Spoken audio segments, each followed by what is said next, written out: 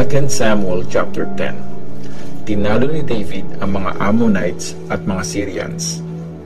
Hindi nagtagal, namatay ang hari ng mga Ammonites at si Hanun na anak niya ang pumalit sa kanya bilang hari. Sabi ni David, "Magiging loyal ako kay Hanun gaya ng pagiging loyal sa akin ng tatay niyang si Nahash." At nagpadala si David ng mga representative para makiramay kay Hanun. Pagdating nila sa Ammon, sinabi ng mga officials ng Ammonites kay Hanun na leader nila, "Tingin mo ba dumating sila para i-honor ang tatay mo at makiramay sa pagkamatay niya?" Pinadala sila ni David para tingnan ang city, mag-spy at sakupin ito.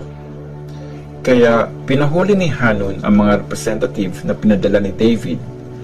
Inahit ang kalahati ng balbas nila. Pinutol ang damit nila sa gitna sa may balakang saka pinalayas.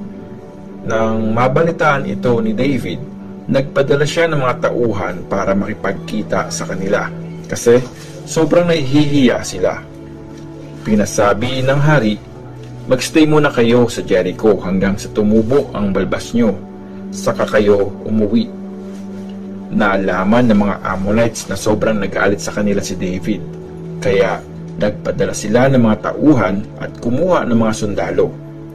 20,000 na Syrian mula sa Beth-horon at sa Zobah, 1,000 mula sa hari ng Maaka, at 12,000 naman mula sa Tob.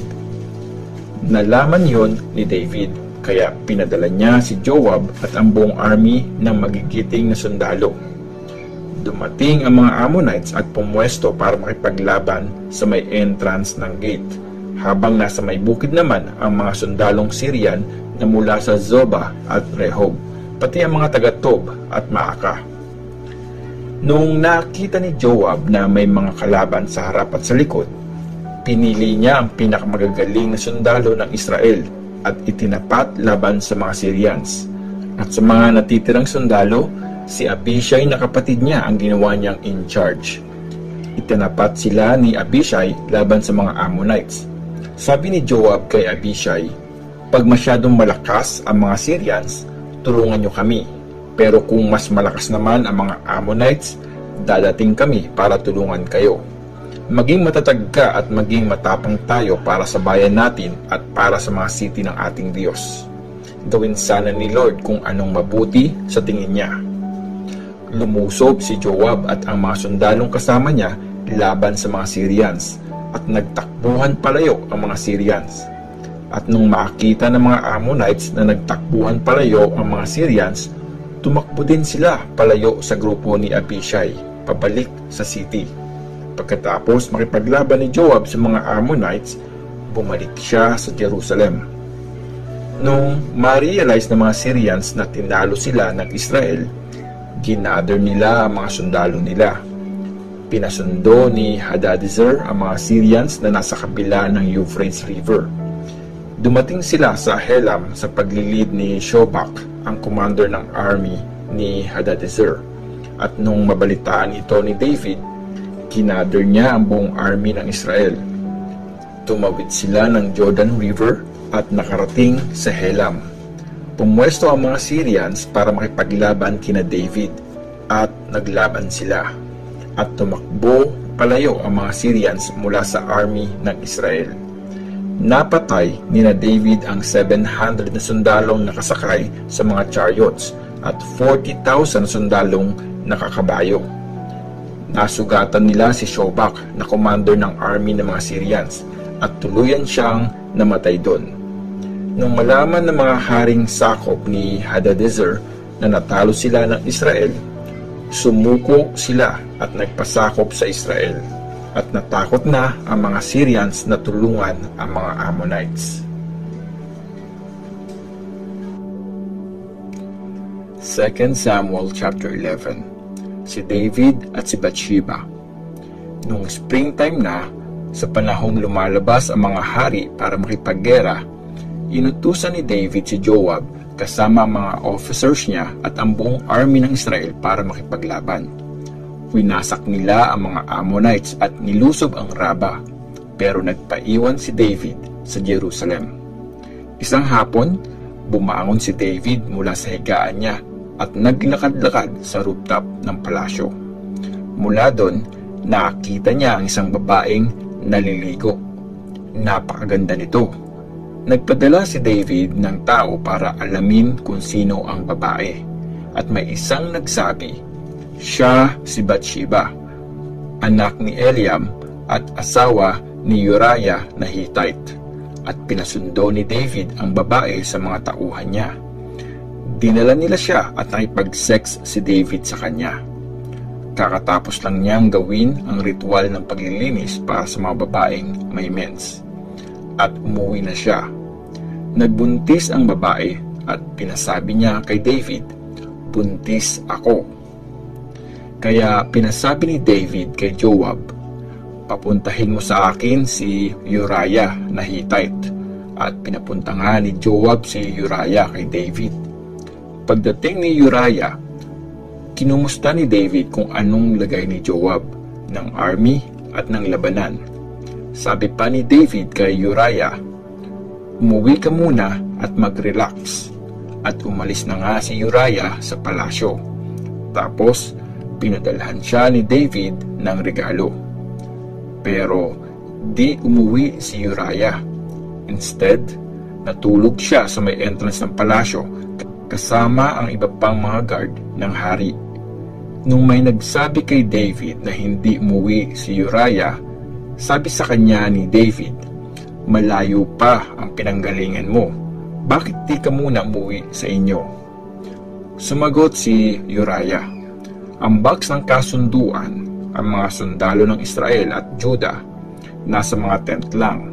Pati ang commander namin si Joab at ang iba pang mga officers nyo, sa labas lang natutulog. Tama bang umuwi ako para kumain, uminom at makipag-sex sa asawa ko? Sumusumpa ako sa inyo. Habang nabubuhay kayo, di ko gagawin yun. Sabi ni David kay Uriah, magstay ka muna ngayon dito at bukas na lang kita papabalikin. Kaya nagstay si Uriah sa Jerusalem nung araw na yon at hanggang kinabukasan.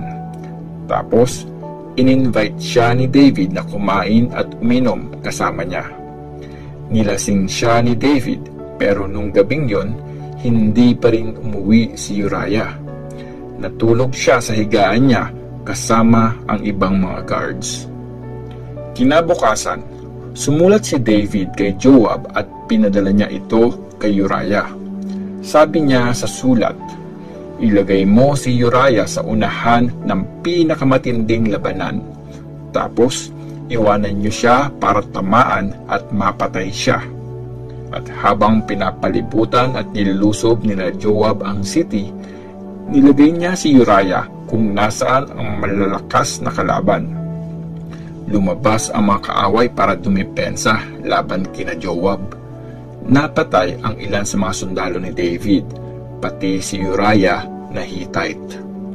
Tapos, nagpadala ng tao si Joab kay David para sabihin ang lahat na nangyari sa labanan. Sabi ni Joab sa pinadala niyang messenger, pag nasabi mo na sa hari ang lahat na nangyari sa labanan, baka magalit siya at sabihin sa iyo, bakit kayo lumapit ng todo sa city para lumaban? Di nyo ba alam na pwede nila kayong panain mula sa taas ng pader? Nakalimutan nyo na ba kung paano namatay si Abimelech na anak ni Gideon? Di ba may babaeng naghulog ng batong gilingan sa kanya mula sa taas ng pader kaya siya namatay sa Tebes? Bakit kayo lumapit ng todo sa pader? Pag tinanong nyo yon, sabihin mo, patay na rin ang sundalo nyong si Uriah na Hittite. At pumunta ang messenger kay David at sinabi lahat ng pinapasabi ni Joab. Sabi ng messenger kay David, nananalo na ang kalaban at sinalubong nila kami sa labas ng city, pero napaatras namin sila pabalik sa may gate.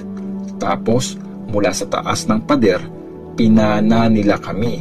Namatay ang ilan sa amin, pati si Uriah na Hittite.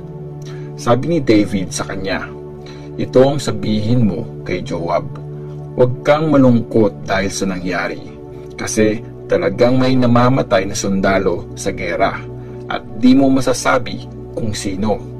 Palakasin mo pa ang paglusob sa city at wasakin niyo yun, at palakasin mo ang loob niya.